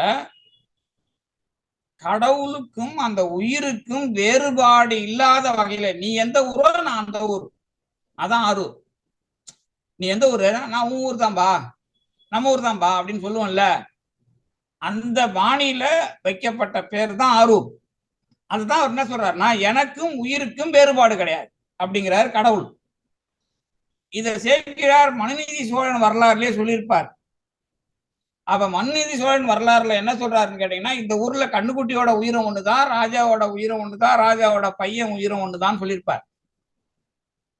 இதெல்லாம் திருவாரூர்ல வச்சு பேசுற கதை. அந்த ஊருக்கு வந்தது விளக்கு தண்ணிய ஊத்தி விளக்கு எறிகிற அளவுக்கு கடவுள் அவருக்கு அருள் பண்றான். அப்படி இருந்தாலும் என்ன நடக்குது, நமினந்தி அடிகளுக்கு அவருடைய ஜாதி சார்ந்த அந்த புத்தி போல, அதனாலதான் அவரு தீட்டுப்பட்டுடுதுங்கிறார். அப்ப கடவுளே அருள் பண்ணாலும் உங்களுக்கு என்ன போவாதுன்னா, அந்த ஜாதியில வந்த அந்த அந்த சார்பு போல. இத உடைக்கிற விஷயத்த திருவாரூர்ல வச்சு கடவுள் பண்றாரு. இதை எதுக்கு நாம சொல்றோம் அப்படின்னு கேட்டீங்கன்னா, இந்த திருஞான சம்பந்தர் சொல்றதுல வர்ற அந்த விளக்கம் அவர் சார்பில் வந்துட போகுது அப்படிங்கிற ஒரு விஷயத்தை மாற்றி அமைக்கிறார் கடவுள். அதனாலதான் திருநாவுக்கரசர் முன்னாடி பாடுற வேலை நடக்குது. அப்ப திருநாவுக்கரசர் வேதத்துக்கான கருத்துக்களை சைவம் சார்ந்து கொடுக்கிறார், கடவுள் கருத்துக்களை. அதுக்கப்புறம் திருஞான சம்பந்தர் ஒரு சீல் போட்டு கொடுக்கிறார், இந்த நாம வந்து வைதிகம் இதை பயன்படுத்திக்கலாம் அப்படின்னு சொல்லிட்டு கொடுக்கிறார். இந்த கருத்தியல் சைவம் இதுவரைக்கும் தெளிவா ஓகோன்னு இருக்குது. பாண்டிய நாடு வரைக்கும் சைவம் தெளிவா இருக்கு. மொழி பிரச்சனை எல்லாம் கிடையாது உங்களுக்கு. அந்த வருணாசிரமத்தை தூக்கி பிடிக்கிற வேலையில அந்த சடங்கு மரபுல இருந்த தொழில் இப்ப எதுவா மாறுதுன்னா, நிர்வாகத்துக்குள்ள ஆண்டான அடிமை அப்படிங்கிற ஒரு விஷயத்துல அந்த ஏற்றத்தாழ்வு பகுப்பை ஏற்படுத்துறதுக்கு சமயரீதியா வேலை பார்க்குது.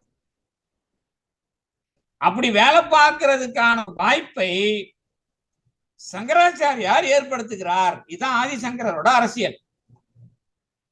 அதனாலதான் என்ன பண்றாருன்னா, நம்ம மாணிக்க வாசகர் வேதாந்தத்துக்கு கடவுளை வேதத்துக்கு ஒரு வாய்ப்பை திருநாவுக்கரசரும் திருஞான சம்பந்தரும் கொடுத்தாலும், வேதாந்தத்தை பேசிய சங்கரருக்கு பிறகு கடவுள் பற்றிய அந்த உரிமையை சமஸ்கிருதம் இழந்து விடுகிறது.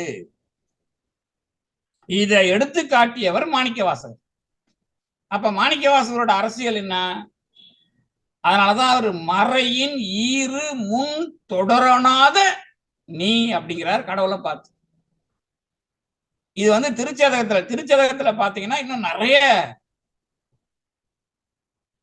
உண்மைகளை வந்து உங்களுக்கு உங்களுடைய கட்டமைப்புல நீங்க எப்படிலாம் தெரிஞ்சுக்கணும் அப்படிங்கிறதுக்காக வேலை செய்கிறார் மாணிக்க வாசகர். அதுலதான் அதே பாட்டுல தான் ஊனை நாடகம் ஆட்டுவித்தவா அப்படிம்பார். அவன் ஏதோ உயிருங்கிறான் கடவுளுங்கிறான், ஆனா கடவுள் நடனம் ஆடுகிறார்னு அருட்பெருஞ்சோதி ஆண்டவர் கூத்தர் நடராஜன் நாம சொல்றோம்ல, அதெல்லாம் கடந்து ஊனை நாடகம் ஆட்டுவித்தவாங்கிறார் மாணிக்கவாசகர். ஏன் அந்த பாட்டுல இது சொல்லணும்? அந்த வானநாடரும் அறியோனாத நீ அப்படின்னு சொல்லிட்டு அந்த பாட்டுல தான் ஊனை நாடகம் ஆட்டுவித்தவா ஆடுவித்தவா அப்படின்னு சொல்றாரு. அப்ப ஊனை நாடகம் ஆடுவித்தல் அது வந்து திருச்சதகத்துல வர்றது. அதுக்கு முன்னாடி திருச்சதகத்துல போனீங்க அப்படின்னா,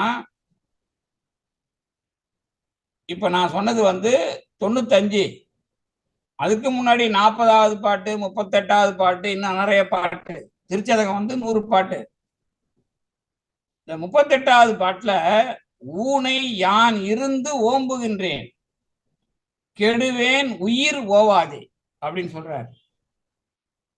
அடுத்தது ஊனில் ஆவியை ஓம்புதல் பொருட்டினும் உண்டு உடுத்து இருந்தேன் அப்படின்னு ஒரு செய்தியை கொடுக்கிறார். உண்டு உடுத்து இருந்து எதற்கு அப்படின்னு கொடுக்கிறார்.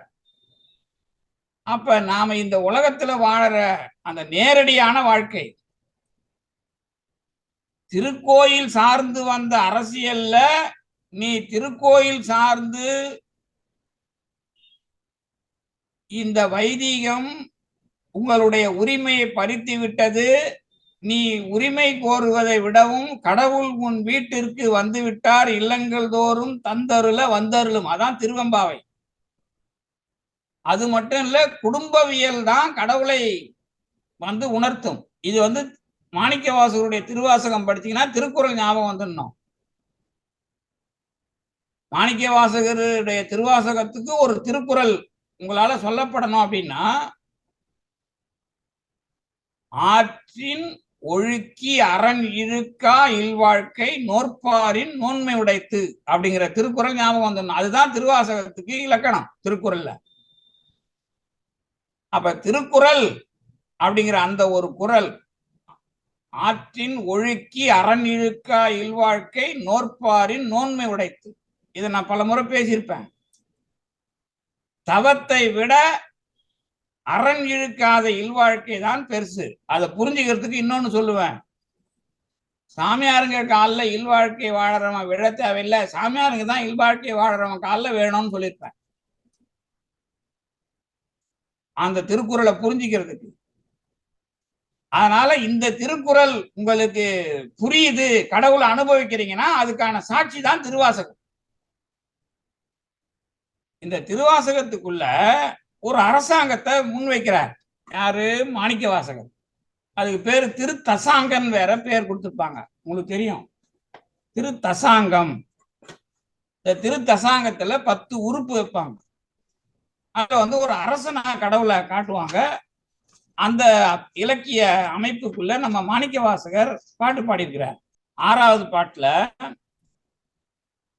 இப்பாடே வந்து இயம்பு கூடு புகழ் என்கிளியே ஒப்பு ஆடா சீருடையான் ஊர்வது என்னே எப்போதும் தேன்புறையும் சிந்தையராய் தெய்வ பெண் ஏத்தி இசைப்ப வான்புறவி ஊரும் மகிழ்ந்து. தெய்வ பெண் பாடுற பாட்டு தான் கடவுள் ஆகாயத்துல போற குதிரை அப்படின்னு அதுக்கு ஒரு நேரடி பொருள். இன்னும் அதுல வந்து மலை, நாடு, ஆறு எல்லாத்தையும் பேரு, அதுல கூட பாத்தீங்கன்னா பேர்ல வந்து மாணிக்கவாசகர் இதுல என்ன பண்ணிருப்பாரு அப்படின்னு கேட்டீங்கன்னா, இந்த திருத்தசாங்கத்துல முதல்ல பேரை சொல்லணும், கடவுளோட பேரை சொல்லணும், அப்புறம் தான் நாட்டை சொல்லணும், அப்புறம் ஊரை சொல்லணும், அப்புறம் ஆறு சொல்லணும், அப்புறம் மலை சொல்லணும், ஊர்தி சொல்லணும், அப்புறம் படை சொல்லணும், அப்புறம் பறை சொல்லணும், அப்புறம் மாலையை சொல்லணும், அப்புறம் கொடி சொல்லணும். இப்படி ஒரு 10 உறுப்பை பத்தி சொல்றது தசாங்கன்னு எழுதியிருப்பாங்க. 10 உறுப்பு. இதுல என்ன அப்படின்னு கேட்டீங்கன்னா, முதல்ல பேர் சொல்றாருல, அந்த பேர்ல என்ன அரசியல முன்வைக்கிறாருன்னா, ஆரூரன். இதான் அவர் கொடுக்குற பேர் கடவுளுக்கு. ஏறார் இளங்கிலியே எங்கள் பெருந்துரைக்கோன் சீரார் திருநாமம் தேர்ந்துரையாய் ஆரூரன் செம்பெருமான் வெண்மலரான் பார்க்கடலான் செப்புவ போல் எம்பெருமான் தேவர் பிரான் என்று அப்படின்னு திரு தசாங்கம். இப்ப ஏன் ஆரூரன் அப்படிங்கிற பேரை முன்னாடி வச்சாருன்னா, இதான் கடவுளுக்கும் உயிருக்கும் கடவுளை மாதிரியே உயிரை பார்க்கிறோம், ஏற்றத்தாழ்வு இல்லாத பார்க்கணும். இது ஏற்றத்தாழ்வு இருந்தாலும் ஏற்றத்தாழ்வு இல்லாத பார்க்கணும். ஏற்றத்தாழ்வு எங்க வருதுன்னா, இப்ப மிருகத்துக்கும் மனிதனுக்கும் ஏற்றத்தாழ்வு இருக்கிறது அப்படின்னு நீங்க பார்த்தாலும், அந்த கன்றினுடைய உயிருக்கும் மனிதனுடைய உயிருக்கும் வேறுபாடு பார்க்க கூடாது. இதான் மனுநீதி சோழன். இப்ப நீங்க அந்த மாதிரி கடவுளை ஒரு அடையாளப்படுத்தி பேர் கொடுக்கிற மாணிக்க வாசகர், ஒரு பெண் அடிப்படையில் தசாங்கம் பேசிய மாணிக்க வாசகர், இந்த பெண்கள் விளையாட்டு சார்பான பெயர்களையும் நினைச்சிருப்பார். இந்த குடும்பவியலாக அந்த வாழ்வியலுக்குள்ளே நீங்க எந்த அளவுக்கு மென்மைப்படுகிறீர்கள் அப்படிங்கிறத வச்சு திருக்கோவை அறம்பாடி இருப்பார். இப்ப இந்த மாதிரியான அந்த பதிவுகள்லாம் எதுக்கானது அப்படின்னா, குடும்பம் அப்படிங்கிற ஒரு தெளிவுல நீங்க கடவுள் அப்படிங்கிற ஒரு நிலையத்தை எப்படி பார்க்க முடியும் அப்படிங்கிறதுக்கான அறிவுறுத்தல் எல்லாமே மாணிக்க வாசகர் மூலமா நடக்கும். அதுலதான் இந்த வேறுபாடு இல்லாத தன்மையை உணர வைக்கிற முறை இந்த வைதிக மரபுக்கு இல்லாமல் போனது. அப்ப நீங்க என்ன வேலை செய்யணும் அப்படின்னு பாக்குறப்பதான் நீங்க முதல்ல இந்த வாழ்க்கையை உண்மை என்று ஏற்றுக்கொள்ள வேண்டும். இதுதான் சைவ சித்தாந்தமா மாறுது. அப்ப மாணிக்க வாசகர் அரசியல்ல சைவ சித்தாந்தம் அப்படிங்கிற கொள்கை எதனுடைய பின்னணியில இருக்குதுன்னா, என்னுடைய உடம்பை நான் ஆளுகிற அந்த ஏற்பாட்டின் கீழே வருது. அதான் முதல்ல நீங்க பேசணும். சைவத்துல மறந்து போன விஷயம் அது. சைவம் திருமூலர்ல உடம்பார் அழியில் உயிரார் அழிவர்னு பேசினார். திடம்பட மெஞ்ஞானம் சேரவும் மாட்டார்னு. சில பேருக்கு திருமூலர் மாணிக்க வாசகருக்கு பின்னாடின்னு ஒரு கருத்து இருக்குது. அது எப்படி வேணாலும் நீங்க வச்சுக்கலாம். மனித பிறப்பை நீங்கள் எப்படி மதிக்கவே சமயத்துல ஒரு உடல் ரீதியாக பார்க்கிற ஒரு அணுகுமுறையை முன்வைக்கிறார். இதுதான் முக்கியம். இதுக்கு முன்னாடி வரலாற்றுல உண்டா அப்படின்னு கேட்டீங்கன்னா, உடல் வாழ்வு அப்படிங்கிறது தான் மிக முக்கியமானது. ஏன்னா இந்த பிறப்பை பற்றி நமக்கு திருக்குறள்ல இருந்து அது தொடக்க காலத்துல இருந்தே அது ஒரு பெரிய சிக்கல் தான். பிறப்புக்கும் எல்லா உயிர்க்கும் அப்படிங்கிறத பேசுறதுக்கான காரணம் கூட அதுலதான் வருது உங்களுக்கு. அப்ப பிறப்புக்கும் எல்லா உயிர்க்கும் அப்படின்னு பேசுறது இந்த உடல் சார்ந்த ஒரு ஒரு வேதம் பார்க்கப்பட்ட பிறகுதான். திருக்குறளை பொறுத்த வரைக்கும் பிராமணர்களுடைய செல்வாக்குக்கு பிறகுதான் அந்த நூல் வருது. ஏன்னா அதுல பிறப்புக்கும் எல்லா உயிர்க்கும் திருவள்ளுவர் சொல்றதுக்கான காரணமும் வேதத்துக்கான ஒரு எதிர்நிலை வாதம் தான். இன்னும் திருக்குறள்ல அந்தனர் நூற்கும் அறத்திற்கும் ஆதியாய் நின்றது மன்னன் செங்கோல் அப்படிங்கிறதெல்லாம் அதுக்கான எதிர்வுரைகள் தான். எதுக்கான எதிர்வுரைகள்னா வைதிகத்துக்கு எதிர்ப்பான உரைகள் தான் திருக்குறள்ல. அப்ப பிறப்பு அப்படிங்கிறத உடல் சார்ந்து பேசுவது அப்படிங்கிறதான் வைதிகத்தினுடைய மிக முக்கியமான செய்தியா ஆகுது. அதுதான் இப்ப ஆதிசங்கரால மறுபடியும் என்ன பண்ணுதுன்னா அரசியலாக்கப்படுகிறது. அது நேரடியா எங்க உங்களுக்கு தெரியுது அப்படின்னு கேட்டீங்கன்னா, உங்களுக்கு பிராமணனாய் பிறந்தால்தான் பிரம்ம ஞானம் அப்படிங்கிற ஒரு கட்டத்தை கொண்டாந்து நிறுத்தி அதற்கான உரிமை பேசி மற்றவர்களை வரிசைப்படுத்துறது அப்படிங்கிறதெல்லாம் மறுபடியும் நிலைப்படுத்துறாங்க. அந்த நிலைப்படுத்தல தான் இப்ப எதிர்வினை ஆற்றுகிறார் மாணிக்க வாசகர். இது மாணிக்க வாசகருடைய அரசியல். அதுல அவர் மிக முக்கியமா நிறைய பாடல்கள்ல உடம்பை முன்வைத்து பேசுகிறார். எந்தையே ஈசா உடலிடம் கொண்டாய் யான் இளன் இதற்கு ஒரு கைமாறு, இப்படிலாம் அவர் நிறைய பேசுறதுக்கான காரணம் என்ன அப்படின்னு பாத்தீங்கன்னா, இந்த உடம்பு வந்து முதல்ல வந்து இன்னைக்கும் உங்களுக்கு அது பிரச்சனை. உலக அரசியல்ல உடம்பை வீணாக்குறது இன்னைக்கு உலகம் முழுக்க நடக்குது. இப்ப பாத்தீங்க அப்படின்னா,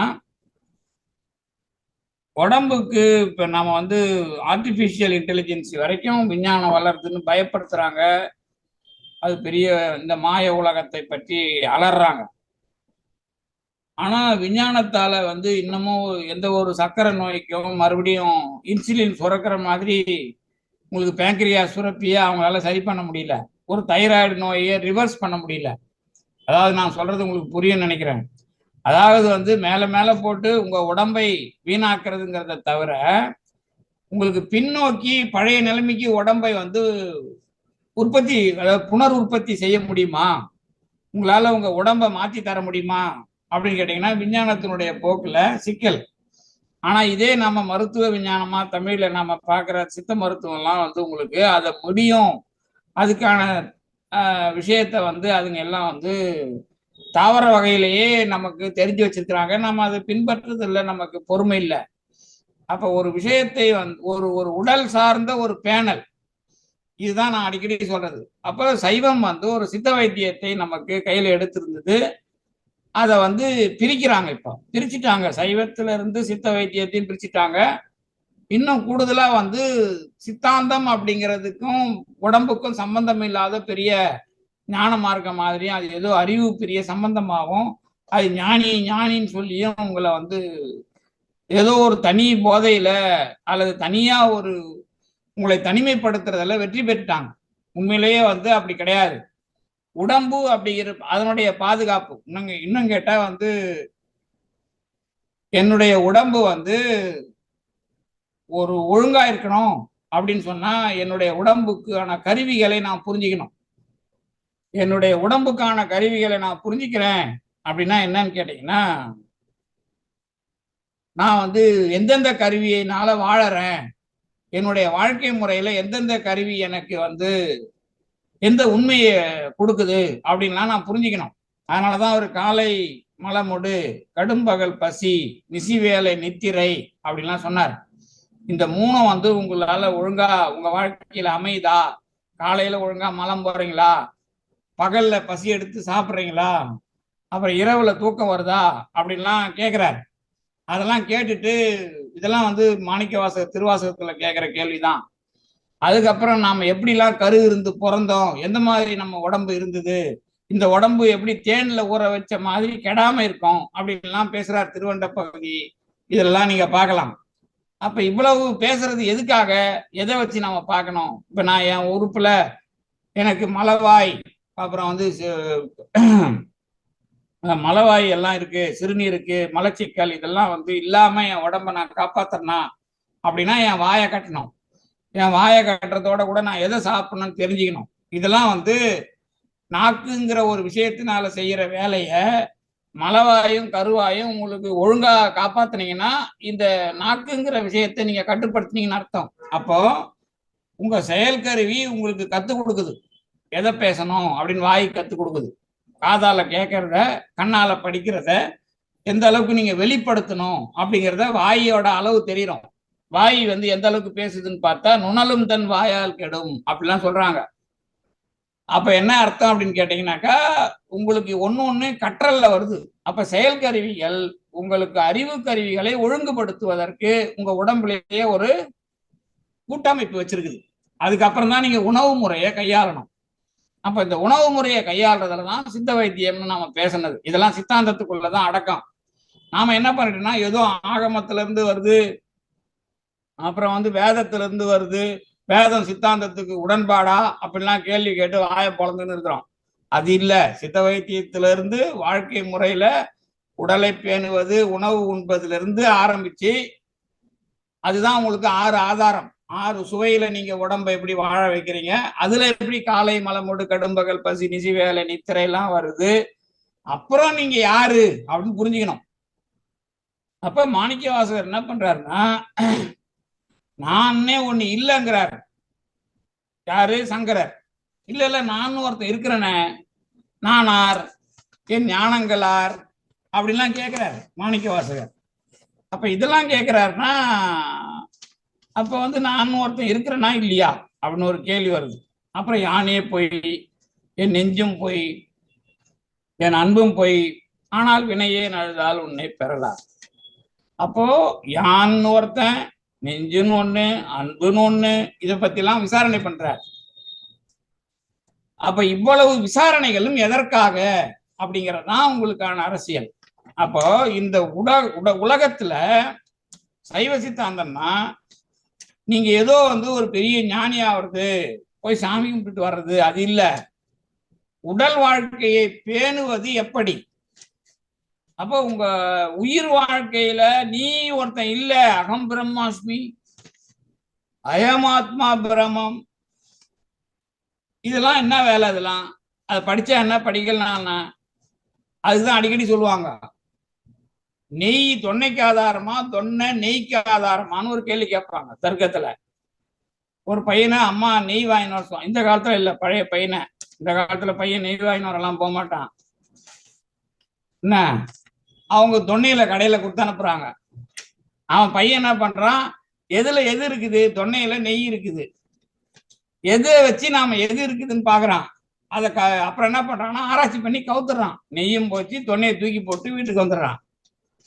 எதுக்கு இதை சொல்றேன்னா, இந்த அகம்பிரமாசுமியா இருந்தான்னா, அயமாத்மா பிரமமா இருந்தான்னா, நீ இந்த உடம்ப விட்டுட்டா உனக்கு ஒண்ணும் கிடையாது. உங்களுக்கு அடிக்கடி கதை சொல்லுவாங்கல்ல, குருவே உனக்கு எல்லாம் தெரியுது, இப்ப நீச்சல் தெரியுமா, படகுல ஓட்ட வந்துருந்துவாங்க தெரியுமா?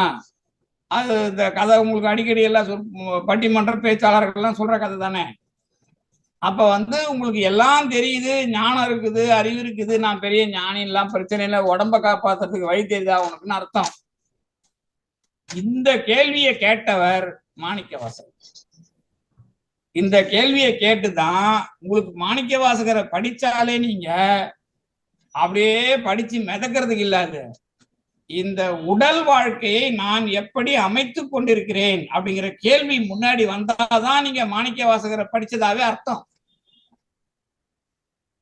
இப்ப வந்து நீங்க அப்ப நடைமுறையில் இதுக்கெல்லாம் என்ன காரணம் அப்படின்னு கேட்கிறப்ப ஒரு வினையை பத்தி சொல்றாருங்கிறதுனால நீங்க உடனே வினையை பத்தியே ஆராய்ச்சி பண்றதெல்லாம் தேவையில்லை. ஆனால் வினையே நழுதால் உன்னை பெறலாம். அப்ப வந்து அதுக்காக நாம வந்து அதுல இருந்து எஸ்கேப் ஆகுறதா அப்படிலாம் இல்லை. அப்ப என்னுடைய கருவிகளுடைய இயக்கத்துக்குள்ள அதனுடைய ஒழுங்கமைவுல நான் எப்படி வாழுகிறேன் அப்படிங்கறதான் நானார், என் ஞானங்களார் அப்படின்லாம் கேட்கறது. அப்ப இந்த கேள்வியெல்லாம் நீங்க கேட்கணும், இதுக்குள்ளதான் நீங்க உங்களுடைய சிந்தனை இருக்கணும் அப்படின்னு சொல்றப்ப, உடம்பு என்பது பிறப்பு சார்ந்த ஒரு உண்மை, அது உங்களை விட்டு போகக்கூடாது, அதன் சார்பில் உங்களுக்கு இழிவு இல்லை, ஏற்றத்தாழ்வு இல்லை. இதனாலதான் கடவுள் அப்படிங்கிற தலைவனுக்கு பேரே ஆரூரன். அதுதான் அவர் வைக்கிற அரசியல். அந்த அந்த அரசாங்கம் ஆரூரன்ங்கிறது ராஜாவுக்கு பேர். அந்த ராஜாவை பெருந்துரைக்கோன் அப்படிம்பார். பெருந்துரைக்கோன், பெருந்துரையான் அப்படின்னு சொல்லுவார் அந்த தசாங்கத்துல. அப்ப கடவுள் என்கிற ஒரு அரசன், அவருடைய பிரஜைகள், இவங்க ரெண்டு பேருக்குமே ஏற்றத்தாழ்வு இல்லை, வரிசையில முதல்ல நிக்கிறார் கடவுள், அவ்வளவுதான். அந்த மாதிரி புரிஞ்சுக்கிட்டீங்கன்னா அந்த கடவுளுக்கு பேரு ஆரூரன். அப்போ அவரை வச்சுக்கிட்டு என்னுடைய உடம்பு அப்படிங்கிறது பாதுகாக்கப்படுகிற ஒன்றாக இருக்கிறது. அதுதான் குடும்பம், அதுதான் திருவெம்பாவை. அப்ப திருவெம்பாவையில உன்னடியார் தாழ் பணிவோம், ஆங்கவர்க்கே பாங்காவோம், அவர் உகந்து சொன்ன பரிசே தொழும்பாய் பணி செய்வோம், இன்ன வகையே எமக்கு எங்கோ நல்குதியேன் அப்படிங்கிறாங்க. அப்ப இந்த உறவுத்தன்மை, இதுக்குள்ள இருக்கிற நிலைப்பாடு, இதெல்லாம் தான் உங்களுக்கு சித்தாந்தமாக புரிந்து கொள்ளப்பட வேண்டும். அப்படி புரிஞ்சுக்கிறதுக்கு தான் மாணிக்க வாசகர் என்ன பண்றாருன்னா, உடம்பை பற்றியே கவலை கொள்ளாத வேதாந்தத்துக்கு எதிராக உடம்பை வலியுறுத்தி அதை நீங்கள் எப்படி புரிந்து கொள்ள வேண்டும், அது எப்படி உங்களுக்கு அனுபவ களமாக இருக்கிறது அப்படிங்கிறதெல்லாம் புரிய வைக்கிறார். முதல்ல உடல் வாழ்வுல எல்லா மனிதர்களையும் நேசிப்பது, அல்லது உடல் வாழ்வில் எல்லா மனிதர்களும் வாழ்வது, அப்ப எல்லா மனிதர்களும் வாழ்வது அப்படிங்கிற ஒரு சிந்தனையை சமயத்துக்குள்ள உடலை மதிக்கிற வகையில தான் வரும். நீங்க எதுவும் ஞானம்னு சொன்னீங்கன்னா அது வராது. அப்ப உடலை மதிக்கிற அந்த வரலாறு உங்களுக்கு வரல அப்படின்னு சொன்னீங்கன்னா நீங்க சைவம் அப்படிங்கிறதையே புரிஞ்சிக்கல அப்படின்னு ஒரு அடிப்படை உங்கள் மீதான ஒரு பழியா மாறும். அதனால மாணிக்க வாசகர் இந்த சங்கரர் முதல்ல உலகத்துல உயிர் தான் கடவுள்கிட்ட போவோம், கடவுள் தான் உயிர் அப்படின்னு சொல்ற அந்த ஏமாத்துகிற வேலை அது முக்கியம் இல்லப்பா. அது இருக்குதுல்லாம் சரிதான். என் உடம்பு முக்கியமா இல்லையா? அதுக்கு பதில் சொல்லு. இதுதான் உங்களுக்கு கேள்வி. மாணிக்க வாசகர் ஆதிசங்கரரை பார்த்தோ அல்லது வேதாந்தத்தை பார்த்தோ கேட்ட கேள்வி என்ன அப்படின்னு கேட்டீங்கன்னா, நான் கடவுளா இருக்கட்டும் இல்ல கடவுள் நானா இருக்கட்டும் அப்படிலாம் இல்லை, நானார் என் ஞானங்களார் அவர் தான் என்ன ஆட்கொள்றார், அப்படி இல்லைன்னா நான் இல்லை, நான்ங்கிறது வேற அப்படின்லாம் நிறைய சொல்றதுலாம் சரி, அது ஒன்றும் பிரச்சனை இல்லை. ஆனா நீ அதோட மட்டும் நிக்காத, என் உடம்ப பத்தி பேசு, இந்த வாழுகிற பிறப்பை பற்றி பேசு. அதனாலதான் மாதா உதரத்துல எப்படி பிறந்தங்கிறதெல்லாம் முன்வைக்கிறார். அப்ப மாணிக்க வாசகர் இந்த பிறப்பு எடுத்த மனிதர்களை மதிக்கிற வகையில் ஆதிசங்கரருக்கு எதிரான ஒரு புரிந்து கொள்ளப்பட வேண்டிய இந்த சமூகவியலாக சித்தாந்தத்தை முன்னெடுக்கிறார் அப்படிங்கிறது தான் அவரோட அரசியல். அதனால நீங்க இந்த சங்கரர் அப்படிங்கிறத எப்படி புரிஞ்சுக்கணும் அப்படின்னு கேட்டீங்கன்னா, உங்களை சிந்திக்க விடாமல் ஒரு கனவுலகத்தில் மிதக்க வைக்கிற ஒரு ஆளுமை அது. அந்த ஆளுமை உங்களை நிர்வாகம் செய்கிறது. அந்த ஆளுமை உங்களை உங்களுக்கு தெரியாமல் உங்களுடைய உழைப்பை சுரண்டுகிறது. இந்த உழைப்புக்கு உரிய உடம்பை நீங்கள் மதிக்க வேண்டும். அந்த உடம்பை முன்வைத்து நீங்கள் வினாக்களை எழுப்ப வேண்டும். இது எல்லாமே உண்மை அப்படின்னு பேசி இந்த உண்மையை தான் இருப்பது ஆக்கினன். இந்த இருக்கிற வித்தையில் இந்த உலகத்தை வாழ வைப்பது அப்படிங்கிற ஒரு சித்தாந்தம் மாணிக்க வாசகருடைய அரசியல் என்று சொல்லி நான் இந்த அளவிற்கு இதை நிறைவு செய்கிறேன்.